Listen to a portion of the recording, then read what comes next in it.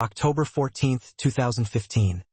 A shocking discovery shattered their tranquility, revealing how dark and ominous the previous night must have been for this family. Sam and Sophia's lives were woven together like threads in a tapestry of childhood friendship. Years later, they had built their own small, cherished world in Epping Sabrett, in Australia. Life seemed peaceful, their love a beacon of stability. But on the morning of October 14, 2015, Sophia awoke early that morning to a horrifying sight. Foam was oozing from her husband Sam's mouth as he lay beside her on their bed, lifeless and still. Shocked and trembling, she noticed his body was cold, his hands and legs stiff as stone. In a panic, she shook awake their innocent 6-year-old son, who had been sleeping nearby, and frantically called her sister, Sonia, a nurse in Melbourne, and a close friend who lived nearby for help. It was 9:01 a.m. on that fateful day, October 14, 2015. Following Sonia's urgent advice, Sophia dialed emergency services, her voice quivering with fear. The female operator on the line instructed her firmly, "Give compressions and CPR to Sam until the medical team arrives." Sophia tried, but soon her sister Sonia and their friend arrived, their faces etched with dread. Yet, it was impossible to administer CPR. Foam and blood poured relentlessly from Sam's mouth, and his jaw was clenched so tightly that his tongue was trapped between his teeth. No one could comprehend how this had happened so suddenly.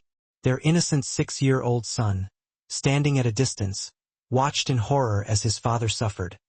The man who had been perfectly fine just the night before now in such a grave state. After 13 agonizing minutes, the paramedics finally arrived. They removed Sam's pajama top and checked his heartbeat and body temperature, only to find it was a chilling 27, 10 degrees less than normal. Despite their best efforts with CPR, they couldn't revive him. Sam was gone. Preliminary findings suggested he'd suffered a heart attack in his sleep, a tragic end that stole his life in silence. In an instant, Sophia's world collapsed.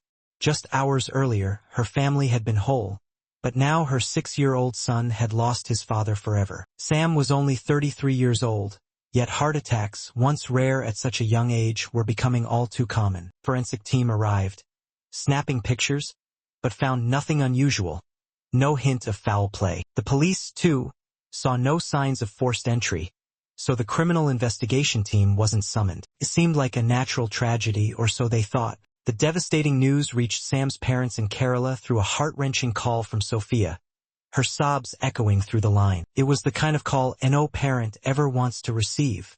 "Your son is no longer with us?" she cried, and the words crushed their hearts. It was unbearable, unbelievable. Thousands of miles away in Melbourne, Sophia's strength began to wane, but with help from the Melbourne police and medical team, she arranged to send Sam's body back to Kerala, accompanied by herself and her son. The Malayali community in Melbourne rallied, raising thousands of Australian dollars to support Sophia in her grief. 2 days later, on October 16, 2015, Sam's body reached Kerala, and Sophia and her son returned home, too. The family was in shock, their hearts heavy with loss. Despite living far from their roots, Sam had always stayed connected to his family, and he and Sophia visited Kerala annually for vacations. Just 4 days before that tragic night, they'd returned to Australia after 2 weeks with family in Kerala. At that time, Sam's parents had no idea they were seeing their son alive for the last time. Sophia, sitting beside Sam's casket, was a portrait of anguish. She would suddenly burst into tears, her sobs piercing the silence, then fall silent, her eyes hollow. Sometimes she'd stroke Sam's head gently, other times kiss his forehead, each gesture drenched in pain. The air in that place was thick with sorrow, and everyone present had moist eyes, their hearts breaking for the family. Yet something troubled Sam's father deeply. Sam had always been cheerful, his laughter a familiar sound during visits to Kerala. But this time he was unusually quiet, almost withdrawn. As he prepared to return to Australia, he confided in his father and relatives, his voice low and grave. "The next time I come home, I won't come alive. I'll come in a coffin." He also expressed a wish to be buried near his grandfather's grave after his death. Those words now haunted everyone. Did Sam somehow know his fate, or was it merely a chilling coincidence? And a more important question loomed. Was the apparent cause of Sam's death, the heart attack, really the truth? Or was there a deep, sinister conspiracy lurking beneath the surface? After Sam's death, whenever anyone saw Sophia's condition, their hearts ached for her. She seemed utterly broken. On October 24, 2015, just 10 days after Sam's passing, Sophia faced another harsh reality. She couldn't stay in Kerala long. Her job and her son's school were in Australia. Reluctantly, she told Sam's parents, "I want to stay with you for a few more days, but I have to go back unwillingly." With a heavy heart, she returned to Australia with her son, but she never forgot to call Sam's parents every Saturday, checking on their well-being. For the elderly couple, those calls were a lifeline. A simple gesture from someone close, asking if they were okay, was all they needed. Every Saturday, they found solace in talking to their daughter-in-law and grandson. But a new, darker chapter was brewing, one that would drag them into a nightmare they never imagined. It was July 2016, 9 months after Sam's death. Like every Saturday, Sam's parents waited eagerly for Sophia's call. But that evening, the phone remained silent. They brushed it off, thinking, maybe Sophia is busy, she'll call next Saturday. But the next Saturday passed without a word, too. This was the first time in 9 months that more than 2 weeks had passed without hearing from her. Worry crept in. Something was wrong. They called Sophia's sister, Sonia, in Melbourne. "Have you heard from Sophia?" they asked, their voices laced with anxiety. But the answer was shocking, something no one in Sam's family was prepared for. Sonia hesitated, then delivered the blow. "Not only you, but no one can talk to Sophia right now. She's been in jail for the last 15 days. Sophia, in jail? It was beyond belief. But even more astonishing was the reason. When they pressed for details, Sonia revealed, her voice trembling, Sophia was arrested for Sam's murder. What? If Sam died of a heart attack, how could Sophia be responsible? And if she was, why did it take the police 10 months to arrest her? Was this a carefully planned scheme by Sophia, or had she been ensnared in a deep conspiracy? The questions multiplied, each more perplexing than the last. A few days after Sam's death, the autopsy results revealed a chilling truth. High levels of cyanide were found in Sam's blood, proving he didn't die of a heart attack but of poisoning. Traces of clonazepam, a drug used as a sleeping pill and for pain, were also detected. This was a clear sign of premeditated murder, and the police's first suspicion fell on Sophia. But the Australian police approached the case differently, moving slowly and methodically. They formed teams to monitor Sophia's every move, her calls, and her finances, watching for months, knowing even the cleverest criminal makes mistakes. 5 months later, they noticed something suspicious. Sophia transferred Sam's car to a man's name, Arun Kamalasanan, opened a joint bank account with him and moved all of Sam's money. Surveillance showed her meeting this man in parks and cafes in Melbourne, their body language suggesting a romantic relationship. Tapped calls confirmed their closeness. The police realized Arun was the same man linked to all these actions. To understand how Arun entered this tragic mystery, we must go back to when Sam and Sophia first met. In Karuvalu, a small village in Kerala's Kollam district, Sam was born. A simple, intelligent child with a gift for singing. He joined his local church choir, where he met Sophia. They became inseparable friends, their houses in the same neighborhood, spending most of their time together at school and later college. Over time, their friendship blossomed into love. In 2003, Sam decided to marry Sophia after completing his MBA and moved to Dindigul, Tamil Nadu, for his studies. Meanwhile, Sophia pursued postgraduate studies at Mahatma Gandhi University, where she met Arun Kamalasanan, an engineering student. Their friendship soon turned into an affair, unbeknownst to Sam, who was focused on his MBA in Tamil Nadu. By 2005, Arun landed a job after his master's, while Sophia and Sam completed their studies and rekindled their bond. But Sophia kept her affair with Arun a secret from Sam. In 2008, after 3 years, they decided to marry, their families already familiar with each other. Though Sam's father initially opposed Sophia's threat, "If you don't let me marry Sam, I'll end my life," convinced him. Little did he know that the woman so passionate about his son would later be suspected of his murder. In 2008, Sam and Sophia married in a grand Christian ceremony, and a year later, they became parents. Life seemed perfect until Sam took a job at Lulu Exchange in Oman, leaving Sophia working in Bangalore. 3 years later, in 2011, Sophia's sister Sonia, already settled in Melbourne, Australia, convinced Sophia to move there. Sam resisted, preferring Oman for its proximity to India and family visits, but Sophia was adamant about Australia. In 2012, she moved there with their 3-year-old son. Reluctantly, Sam followed in 2013, prioritizing family over career. But the question lingered.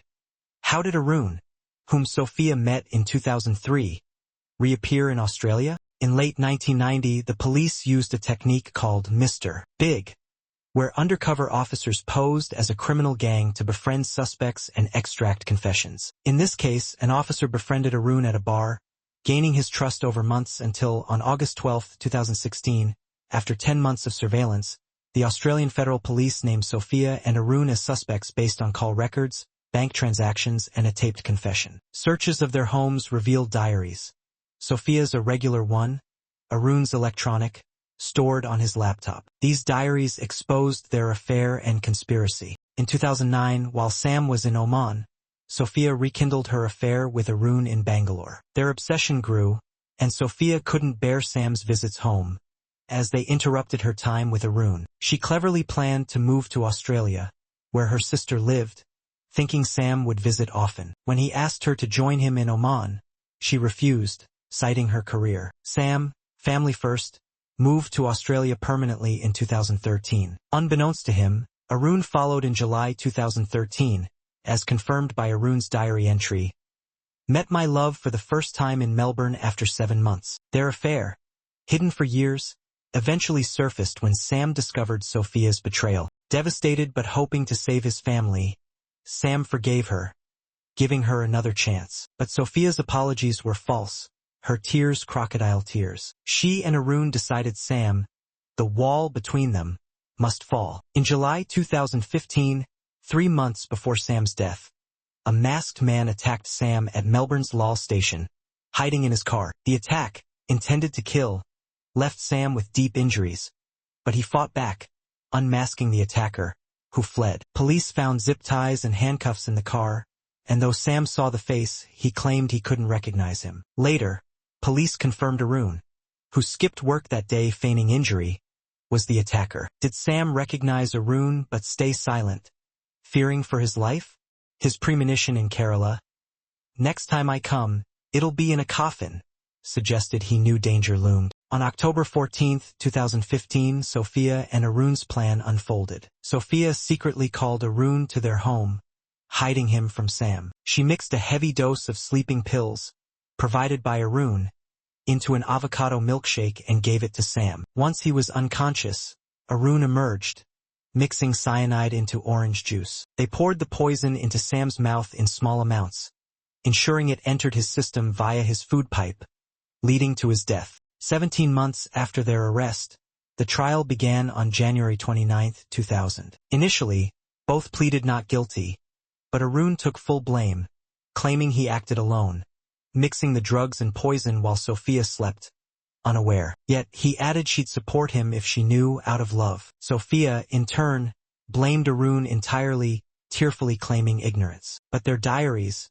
presented in court and translated into English, revealed their obsession and premeditation. Sophia's entries, like, "I am waiting for you, I want to be yours," and Arun's like, "She is the best match for me," proved their mutual guilt. On January 30, 2018, the prosecutor debunked their stories, citing no forced entry and autopsy evidence of cyanide and clonazepam. A flatmate, Aji Parameswaran, confirmed Sophia's frequent visits to Arun, despite his marriage and child in India. On February 1, 2018, the defense questioned how cyanide could be fed to an unconscious Sam. Professor Burke, who performed the postmortem, explained the body's salivating reflex allows small liquid amounts to be swallowed unconsciously. Tests showed 28 milligrams per kilogram of cyanide in Sam's blood, liver, and stomach, far exceeding the lethal 1 milligram per kilogram.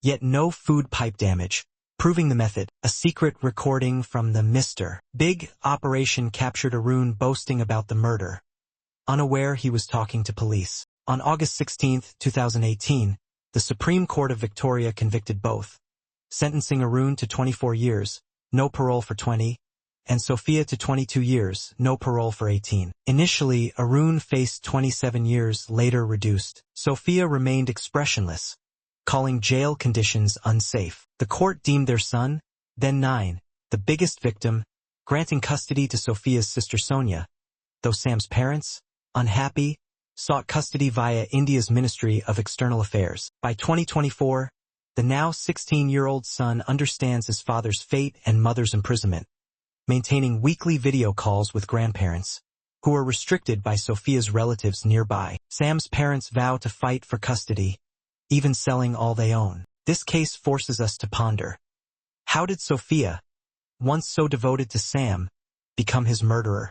Her obsession with Arun, ignoring her son's loss of a father, and Arun's destruction of his own family, reveal a tale of madness, lust, and betrayal. When police asked why she didn't divorce Sam, Sophia claimed, "Divorce is against our culture." Yet murder wasn't.